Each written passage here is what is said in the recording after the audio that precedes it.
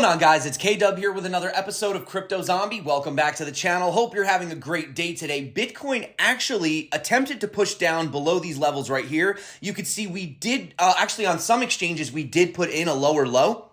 We did not over here on Bitget, but you could see that we are attempting to almost push back up again. And, the question is, could this actually be a reversal pattern? Now, there are a few reasons why we should be cautious about this. I will get into that in just a minute, but if not, this could actually potentially spark some relief for Bitcoin. What's pretty incredible is, remember we drew this legacy trend line and I said we've never closed below this on any of the, weekly candles. So far, we've actually had a perfect bounce off of these levels. Now, obviously, I'm not trying to, spread too much hopium in the space, but nevertheless, we did see the DXY pumping and now it's kind of stalling out again. Although if you were using Market Cipher, and you were trading the DXY, it did get a green dot down here, which would mean if I was trading it, you would want to long it, right? But that was right around here. So we do have to see how all these play out. And I know a lot of you didn't probably stay till the end of the video, but it was interesting how yesterday we had seen Bitcoin interest on Google Trends had just been basically declining ever since here around June. And it just kept getting lower and lower and lower and lower and lower. And then all of a sudden, right here,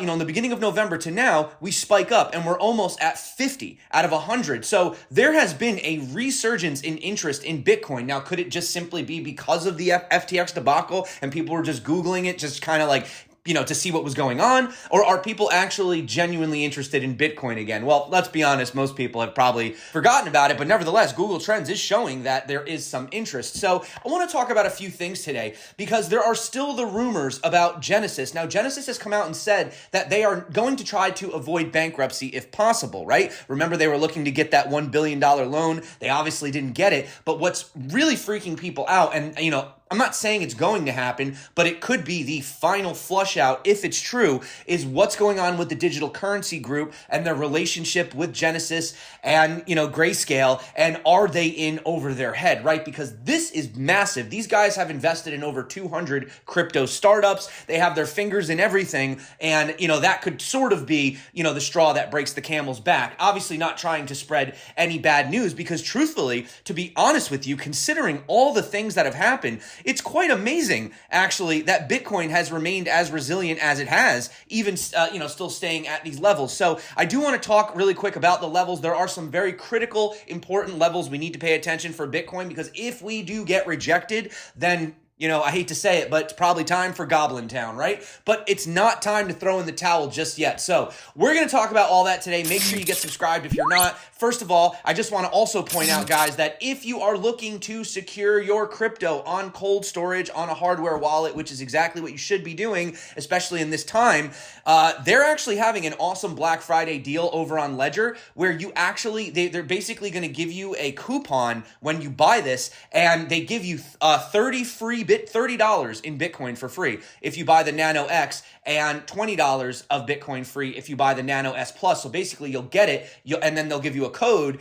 and then they'll send Bitcoin to your hardware wallet. That's pretty cool. I mean, honestly, check that out if you guys are interested. I do have a tutorial on how to set this up if you want to know, how to actually use this device. And of course, I do have that link below if you guys are interested, but this is a really cool deal. You get free Bitcoin and you get to keep your Bitcoin off the exchanges. So I think it's kind of a win-win, right? Now, let's hop in and see what we're doing here. Now, we did have a bounce off of this level, right? Resistance, resistance, resistance. You can see right here, a little bit of fake out. And look what we're doing right now, guys. If I zoom in, it's very obvious to see that we are actually having a bounce off of this level right here. You can see right here, here's the bounce, but look what's happening. We're being held down by this resistance. So we need to break above this sort of $16,300 level in order to minimally just, short-term confirm that we're having, this double bottom pattern. So I'm not going to spend too much time on the charts today. I've literally been going over the same levels now for over a week. But as you can see right here, very critical resistance. You see this level? Do you see where we're hitting? And why is this level so important?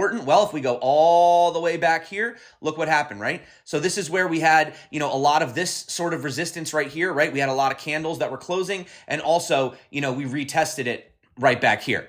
You can see perfect retest off that level. So very important level. And zooming in here, hope you're not getting dizzy because I'm zooming in and out really quick, but you can obviously see that is the level that is providing resistance. So it's pretty damn simple. What are we looking for? We're looking for a close above 16,300. What I would like to see is something like this. We come up, we retest it, and then we bounce to the upside. That right there would confirm the double bottom for me, and that is where I would put in my long. As I said, I was a little bit resilient. Yes, we could have taken the long on the bottom, but it was very, very risky to do that, considering, remember I said yesterday, some people were saying, oh, I'm going short, and I was like, you might not want to go short right now. You know, we haven't gotten the full confirmation that we are breaking down, which is why, you know, obviously if you did go short down here, well, you know, from bottom to top on this move, you know, we're already up about 5%. So you got to be careful with some of these levels. So as I said, if you want to learn how to trade, make sure you check out the tutorial popping up above. There's over $46,000 in bonuses. Check that out below. So that would be like the positive. The negative is obviously falling anywhere below this swing low, which is currently actually at around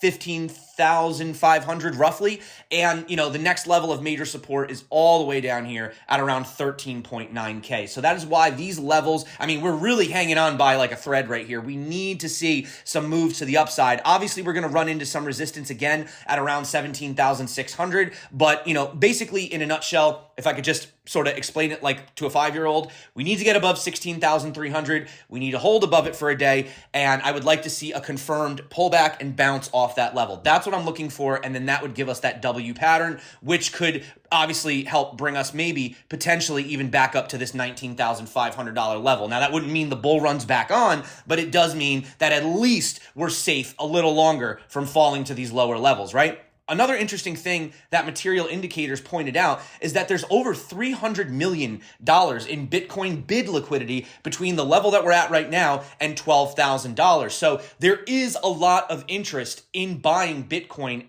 you know, basically anywhere from here to like 12,000. So it's quite unlikely that we would fall any lower than 12,000 worst case scenario, just because the amount of buy orders that are supporting it down at those levels.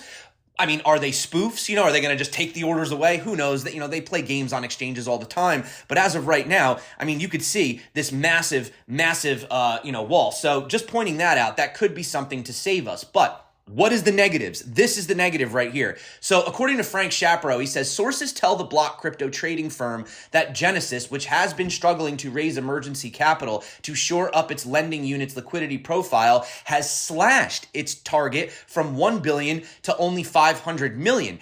As Bloomberg reported, it faces potential bankruptcy without funding. And down here, as I said, Genesis says that they have no plans to file bankruptcy imminently. Their goal is to resolve the current situation consensually without the need for any bankruptcy filing. Genesis continues to have constructive conversations with creditors. So this is an ongoing thing, and it's a little worrisome right now that, you know, like, for example, Barry Silbert really isn't coming out and making any content or talking about this, right? Because Genesis is owned by the Digital Currency Group, which also owns the Grayscale Bitcoin Trust. So they're saying here that a Genesis bankruptcy would be an enormous FTX contagion event because of the size of Digital Currency Group, which has investments in as many as 200 crypto companies. In fact, I made a video like 2 years ago about these guys and about how they had their hands in everything, and it was like, you know, the house of cards too big to fail. Luckily, nothing has come of this so far. This is a video I made 2 years ago. It would be insane if 2 years later this really does come true. That would be crazy. I don't know if it will, but obviously the worries about, you know, Genesis have spread to Digital Currency Group, considering that they own somewhere around 4% of all of the GBTC, right? And here's just a quick, this is just their portfolio. I mean, look at this, guys. Akala Network. I mean, I'm not going to go through everything here. BitGo, you know, Bitso, Bitwala, Blockchain, Blockstack, Blockstream, Boost VC. What are some of the other ones that they have? Circle, Civic, Coinbase, obviously. So, I mean, you could see they are invested in basically everything here. You guys, we can keep going down here. I know they invested in Decentraland a while ago too. Kraken, Ledger, Lightning Network. I mean, guys, like, what have these guys not touched? You know what I mean? So yeah, this would be very, very big, Silvergate. And if it does, you know, if it does expand to all of this and they are in trouble, this, I believe, would be the final straw. This would sort of be, because these guys are like the biggest players really in the game. And I believe that that would be the final Zappo, right? So yeah, I think that Zcash.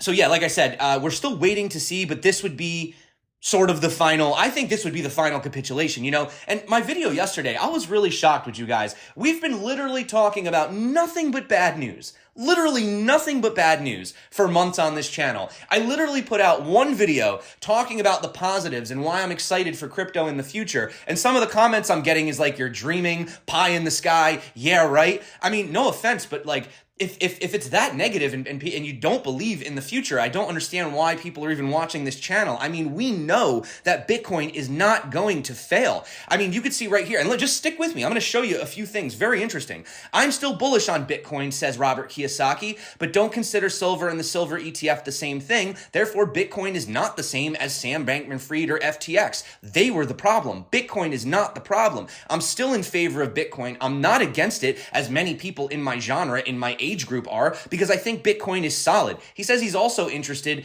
in blockchain, and he does own some Ethereum as well. But shout out to Anthony Pompliano on his podcast over here. So he had Darius Dale, the founder and CEO of 42 Macro. Now, this guy, if you've ever listened to him, he knows his stuff. He's seen it. He's been around, and I really enjoy his content. And he pretty much asked him about his thoughts on Bitcoin.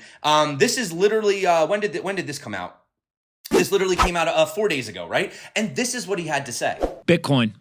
What are the thoughts there? This is an asset that it was balling, $69,000 in November. Everyone thought they were rich. Now it's coming down quite a bit, 75% or so. As we've had to remind people, there are single stocks that are down more than that, but Bitcoin is down 75% or so. I know you've got some thoughts between Bitcoin, net liquidity, and the kind of broader macro environment. How are you thinking about this? Yeah, great question. So let me take a step back, and I know you'll appreciate this and your viewers will appreciate this. I think the number one thing we learned about Bitcoin this week is how freaking resilient it is. Bang, bang. Yeah, think about this. Like in middle 2008, when Lehman Brothers was going bankrupt and the world thought AIG was about to go bankrupt, which is really the problem. Everyone thinks it's Lehman going bankrupt. It wasn't Lehman that really caused the big problems. It was AIG and all their derivative exposure, because Lehman exposed what, AIG's derivative exposure was. If AIG would have went bankrupt, there was a legitimate, palpable fear that the economy and all the financial markets will go into a permanent state of depression. I was around for that. I wasn't as smart as I was now about all these market cycles, but I was paying attention. And the reality is that didn't happen. But the reason it didn't happen is because we had the Fed come out and pull out a bazooka. We had TARP. It was an alphabet soup of, oh my God, we got to fix this, because if we don't, the stock market's done, the bond market's done, the economy's done. That's not happening to Bitcoin. There's nothing at all at fault or wrong with the protocols. And again, I'm not the smartest guy on the math and the science behind everything. But what I do understand is that we just saw the second largest crypto exchange in the world go belly up. I don't want to make any, I don't want to get sued, so I'm not going to say anything about why they went belly up. but they went belly up, and guess what? The asset, I wouldn't say it shrugged it off. It went down in price, but nothing at all happened to the protocols. If anything, it should give you a tremendous amount of confidence that this asset is here to stay. It is pretty incredible. And as we said, it seems like every time bad news comes out, right? Terra Luna, massive crash. Celsius, a little bit smaller of a crash. FTX, believe it or not, even smaller of a crash. It's almost as if we're being affected less and less and less by this news. In fact, GBTC was like pumping for the first time yesterday while the actual spot Bitcoin was falling. And Cathie Wood's ARK Investment has bought over 1.3 million shares of Coinbase Global since the beginning of the month, and 450,000 shares of Grayscale Bitcoin Trust. This is according to Bloomberg. So it doesn't seem like it's deterring people as much as you would think in the industry. Maybe from outsiders looking in, they're afraid to get in without the regulation. But for people that understand the space and know what's going on, they see the opportunities. You're seeing this massive buy wall to purchase this Bitcoin, and you're seeing these guys double down, right? Also, according to Samson Mao, he says that the crypto industry is still seeing the wave of the FTX contagion. It's likely to face similar crashes in the near future, right? Like Jesse Powell said, it's probably never going to be over. You're always going to have a bad actor. Even with regulation, there's still going to be people doing shady things. There's tons of regulation in the traditional finance, and there's things happening all the time on Wall Street that has nothing to do with crypto, right? But the idea is to bring that comfort and attempt to reward the good actors in the space. He says more things like this will continue to happen in the space because all these projects are worthless house of cards. He added that FTX's failure was easy to see coming. And he points out a general rule of thumb is if a company prints a token out of thin air and either sells it to retail or relies on it as an asset, you should expect them to collapse eventually, which is quite interesting to think about. I mean, Binance, they have a token. They seem to be doing fine, right? But, you do have to be weary of this, right? FTX, they had FTT, Celsius, they had their token, right? Luna, that was a token as well. So you have to think about the Terra Luna situation. But he says Bitcoin will overcome any issue simply due to its design and their irrefutable need for sound money in human civilization. The failure of any giant would only be a temporary setback, just as Mt. Gox's impact is no longer of relevance. And again, talking about JP Morgan, they actually think that the collapse was good and it'll finally get the regulators looking, because before they were kind of just, moping around, we'll get around to it. But now that we have this massive $10 billion story coming out of FTX, they think that authorities will expedite sweeping regulations. And as a lot of people in this space say, look, I'm not saying that Bitcoin needs regulation. Bitcoin does not need regulation. It works fine. The protocol does what it does. It's the best, hardest form of money on planet Earth. I don't care. You can argue with me in the comments if you want. But we're not going to get the money, the capital, the big players, the sovereign wealth funds are not coming in unless there's regulation. So if you want the price of Bitcoin to pump, which I assume is what most people watch these videos and are in crypto for, right? Because you want to get rich, right? That's why most people get in crypto. Then you're going to need the regulation. It's just a double-edged sword. It's just how it is, right? So that is that situation. Funny enough, though, look who's coming out and talking to Fidelity Investments and saying they should reconsider exposing their workplace retirement funds to Bitcoin. So we have Senators Richard Durbin, Elizabeth Warren, and Tina Smith penning a letter to strongly urge the company to reconsider. The digital asset industry has only grown more volatile, tumultuous, and chaotic. All features of an asset class no plan sponsor or person saving for retirement should want to go anywhere near it. This is coming from the person who literally had her 2016 campaign funded by Sam Bankman-Fried. So if you don't think it was some kind of conspiracy, if you don't think it was designed from the beginning up, I don't even think it's a conspiracy at this point. I think there's enough evidence to pretty much, point in the direction of what was going on, even though they're trying to say, oh, it was gross negligence. He didn't know. Yeah, you didn't know. You had a secret backdoor into FTX. You were literally, just giving money, loans to people. I don't even know where to begin with this. Friedberg over there with God mode. You're sending emojis and texts that delete. Come on, it's enough. It's just enough with that. But here's the thing though, what are these lawmakers going to do with all these funds? You're seeing some of them, they're like, well, we got these funds from SBF and FTX.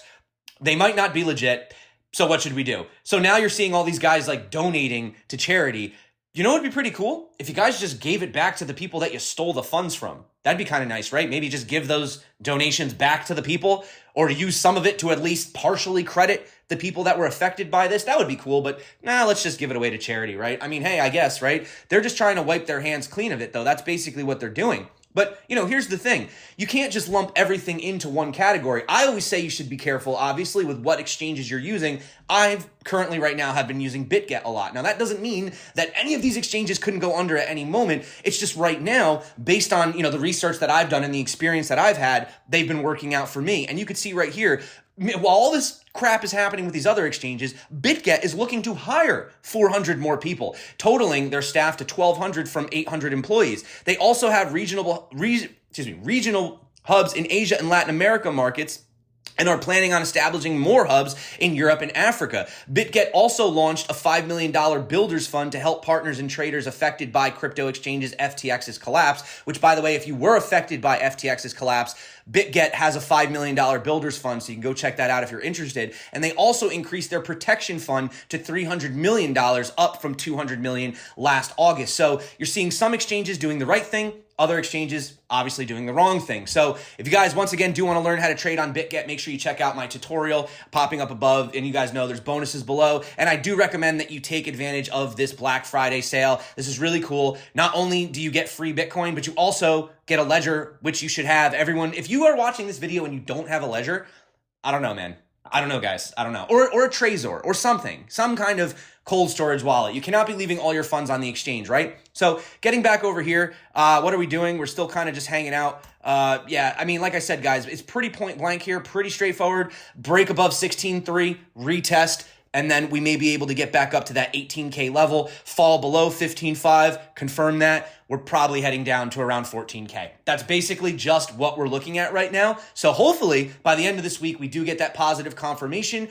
Hopefully we don't hear any bad news from Digital Currency Group and Genesis. So that's it for me today, guys. Thank you so much for coming back to the channel. You guys rock. You're the reason that I make these videos. I love you. And if you are interested, make sure you check out my tutorial and make sure you check out the Ledger tutorial if you're interested. Until next time, stay crypto. And of course, peace out.